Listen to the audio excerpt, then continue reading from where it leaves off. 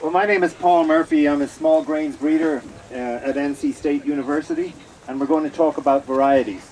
And we're going to do this a little bit different this year, in that what we have to make it a little bit more efficient, and so that Joe Hampton doesn't get annoyed with me, we can move on through.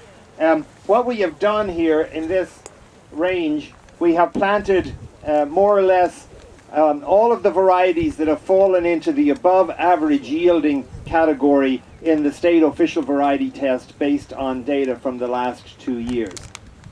And this is what we're going to walk through today. But talking about the official variety test, Dr. Darrell Bowman retired from directing the OVT after about 30 years in that position, and he retired during the last year, and he has turned over the reins to Kerry Britton, and Kerry is with us here today. We'll just let her introduce herself. Hi, I'm Carrie. I started back in November, so I just figured I would say a couple words about the OVT. We have it split this year into 2 separate trials with commercial varieties already on the market, or on the left side, designated by that white sign on the upper left there, and then partway down the field, the white sign there is the experimental varieties in their own separate trial. Just because we have so many entries, we split them as the commercial and the experimentals. So there's 55 varieties here in the named varieties, and 38 as well as a few checks in the experimentals. You guys are more than welcome to walk through. We have stakes down low at the front of each plot in the first replication there. So you're welcome to walk through, take a look at all those and see for yourselves. That way you have a visual of what you're seeing, so that when the green books come out later on, you can sort of see those numbers and put pictures in your head with the printing. Anyway, I'll turn it back over. Thanks, Kerry. Congratulations, Kerry. This is a really good OVT this year. It's one of the best in the state. And I was just walking through it, and there's very little disease, very little insect pressure. So the data are going to be very interesting, because it's just going to be pure yield and test weight potential, and that's great data to have from locations this year. So as I said, we're going to walk through the above average yielding varieties from the last 2 years. But just a brief word on the development, the distribution and sale of wheat varieties, small grain varieties in this state, and indeed throughout the US, is a highly developed operation that is based on very, very solid scientific foundation. Before varieties even get into the OVT here, they have been pretty extensively tested. And the result is that that all of the institutions, public or private, that are offering varieties for sale in the state have good varieties. And it's just a case of you doing a little bit of homework to find out which of those varieties that people are offering may do a little bit better on your operation. For example, do you have wheat soil-borne mosaic virus in your soil? Are you in a part of the state where you're prone to get powdery mildew or leaf rust? Did you have Hessian fly this last year, or these last 2 years, or even these last 3 years? It's important to look at the variety characteristics in addition to yield and test weight. And the place to get that information is in a publication that Randy Weiss puts out every year, updates it every year. And it comes out, it's called Variety Performance and Characteristics, and it comes out in July. So that's a really good source of information for all of these other bits of information, disease and insects, etc., test weight, that you need to know about when deciding on which varieties to grow. So starting off here, these varieties are in alphabetical order. We start off with Agramax 415. This variety ranked 5th in the last 2 years for grain yield. It has an above average test weight, it has late heading date, it has good leaf rust resistance, and it has good head scab resistance. And it is fair for Hessian fly. The next 2 varieties are from Beck's. Beck's is varieties are fairly new to North Carolina. Beck's is an Indiana company. Beck's 113 and Beck's 135. 113 was 8th in rank over the last 2 years in the OVT. It is an average test weight. It's late maturing. It has good resistance to powdery mildew, and it is rated as good to Hessian fly. Bex 135 was 11th in ranking over the last 2 years. It has an average test weight, also late maturing. It has really good mildew and rust resistance, and it is also rated good to Hessian fly.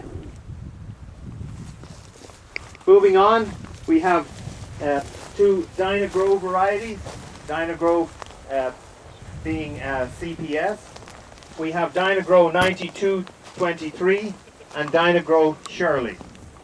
9223 was 17th in ranking in the last 2 years, and Shirley was number 1 in rank over the last 2 years. Now you may be saying to yourself, Paul, why are you showing, or why should I be interested in a variety that was 17th in ranking? I'm only interested in number 1. Well, when you look at the statistics for the data based on the last 2 years, the first 19 varieties, the rank number 1 to 19, were not significantly different in yield. So everybody likes to pay attention to rank, but don't let it override good decisions with respect to other characteristics that may be important. Remember, even though we have varieties ranked 1 to 19 and lower, 1 to 19 were not significantly different. So 9223, as I said, was 17th in rank. It's a late heading variety, and it has moderate resistance to scab, and it is poor on Hessian fly. Dynagrow Shirley, I said, number 1 in rank. It's late. Shirley has really good powdery mildew and leaf rust resistance, and it's probably the most barley yellow dwarf virus resistant variety that I've seen. Usually at this station we can be guaranteed of having barley yellow dwarf each year, but this is one year, first year in a long time that I see no barley yellow dwarf here. Shirley is also moderately resistant to wheat soil-borne mosaic. Moving on, next we have Featherstone 258, its characteristic tall stature. This variety has ranked 6th over the last 2 years. It has an average test weight, medium in maturity. It also has really good powdery mildew and leaf rust resistance. It's moderately resistant to Staganospora, and moderately resistant to wheat spindle streak mosaic virus. And next we move on to some North Carolina varieties, NC Cape Fear and NC Yadkin. Cape Fear is an early maturing variety, so you don't want to plant it early. It has above average test weight, is excellent powdery mildew resistance, it has good Staganospora resistance, and it has a good resistance to barley yellow dwarf, and is rated fair for Hessian fly. Yadkin was rated 19th in yield over the last 2 years. It's an average test weight. It's late maturity. It has really good powdery mildew resistance, moderately resistant to leaf rust and head scab, and it is rated poor to Hessian fly. We now have a couple of experimental lines in the program. This first one, 08-140, this is an interesting line in that it contains a major gene for resistance to barley yellow dwarf virus. This was a gene that was transferred from wild relatives of wheat by Australian researchers and made available to breeders in the US at the turn of the century. People have been working with it. We put it into our program, and this is the first advanced line we have with this gene. The gene is interesting in this line. In the last 3 years of testing in my program, this line is in the middle of the pack in the eastern part of the state. But for 3 years in a row, it was topped my yield trials at this location. So I believe there's something definitely in this variety that's good for this area of the state. Is it powdery, is it barley yellow dwarf? It may well be. Or is this gene also bringing something else in besides the barley yellow dwarf virus resistance? We're going to be releasing this variety, and it would be particularly adapted, I believe, to this part of the state. We can, in the interest of time, let's just move up to these two experimentals here. Both of these, 20986 and 8170, contain the major gene FHB1 for resistance to head scab. This is a gene that was taken out of a Chinese variety, and breeders across the US have been using it again since about the turn of the century. This 20986 here has a above average test weight. It's early in maturity. It has excellent powdery mildew and leaf rust resistance. It has good scab resistance, and it also contains a major gene, the gene number H13 for Hessian fly resistance, and so that gene is very effective still in this part of the US. And beside it here we have another line with FHB1. It is good yielding, it has excellent test weight, its maturity is medium maturity, has excellent mildew resistance, excellent scab resistance, and it is fair on Hessian fly. The interesting thing about this line is it was developed by a breeding technique known as double haploid breeding. And we were, through generous support from the North Carolina Small Grain Growers Association, we were able to initiate a small double haploid breeding project. And why we would want to do that is the double haploid procedure reduces the amount of time it takes to develop a variety by about 4 to 5 years. So what we did is we concentrated on scab resistance in the double haploid program. I believe that scab, as Christina was talking about it there, I believe that scab is the greatest threat to wheat in North Carolina at the moment because we have relatively little resistance in varieties, and controlling it with fungicides is not quite as easy as controlling some of the other fungal diseases. So we're likely to be releasing this variety, or this line here, from our double haploid program, thanks to the North Carolina Small Grain Growers. Our next two lines are some of Dave Marshall's from his hard wheat program. And Dave, I'll let you mention their good points. Thanks a lot. Thanks, Paul. Both of these lines are from our hard wheat program. They both come out of the same cross. They're a little bit later maturing, especially the one on my right. But the yields on these have been quite high. They've been very competitive, if not higher than the soft wheats in head-to-head comparisons. Both of these have excellent foliar disease resistance. And in fact, one of the reasons why we're moving these along, in addition to having good quality, high test weight and yield under North Carolina conditions, these also have resistance to the global pathogen that we're working on, and that is the stem rust pathogen. We have a major project on that. And so these have, the resistance in these lines is now being used throughout the world for control of stem rust. Thanks, Dave. Okay, we move on to number 15. This is AgriPro Syngenta Oaks. When Oaks was 9th in ranking over the last 2 years across the state, it has above average test weight. And when I think of Oaks, I think of scab resistance. This has been around now for a few years, and it has been one of our most consistent and high levels of scab resistance in any of the wheat varieties.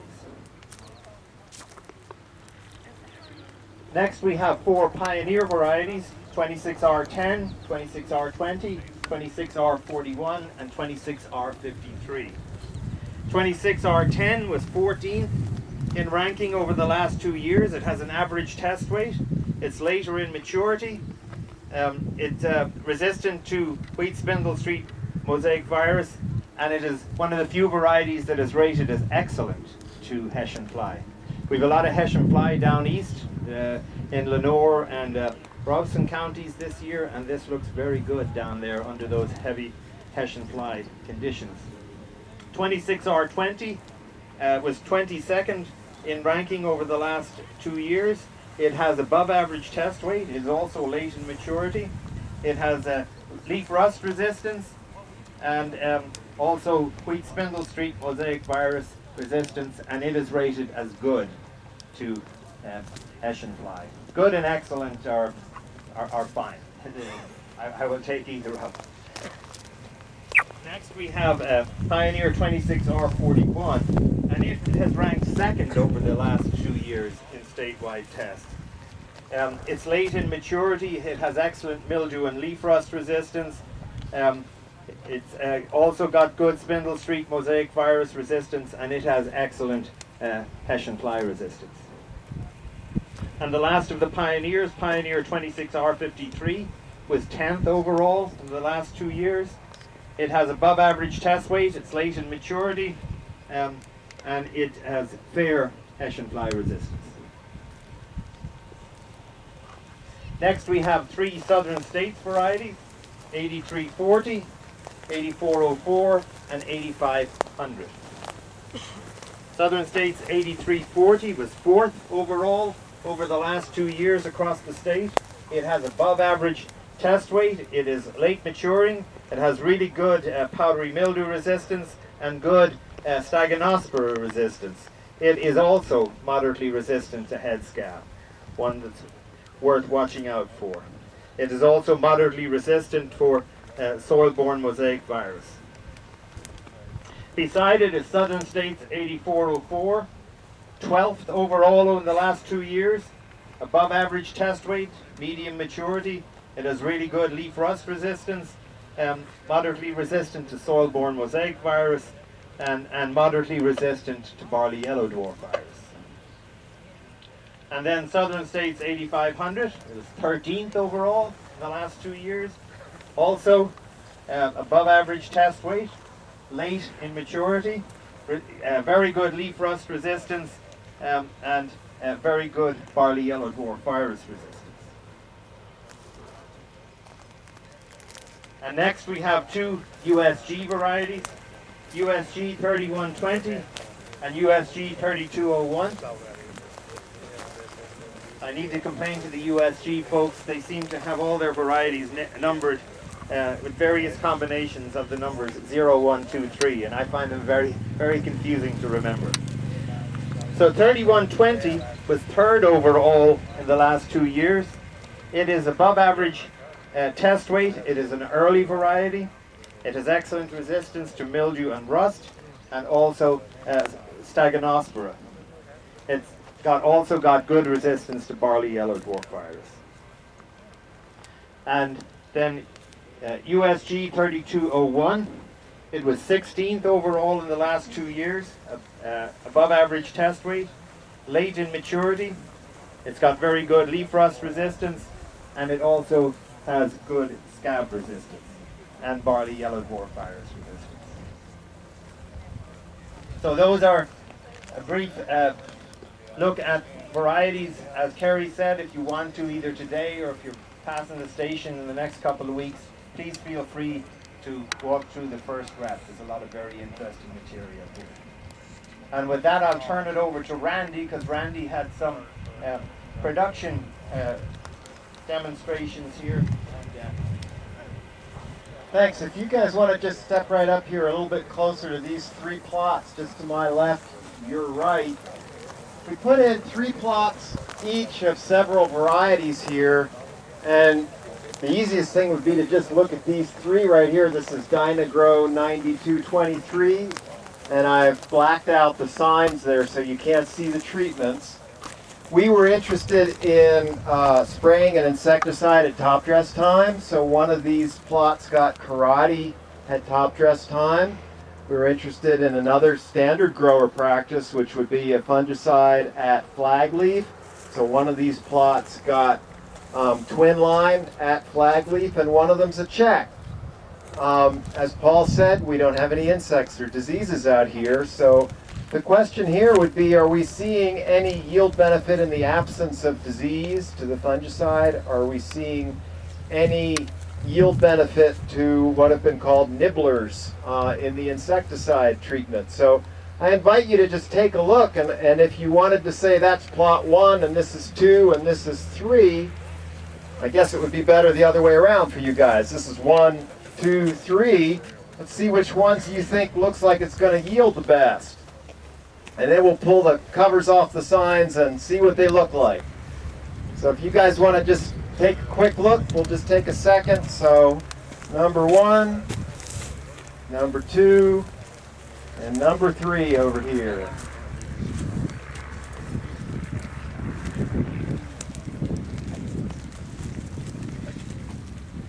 Are we ready for a vote?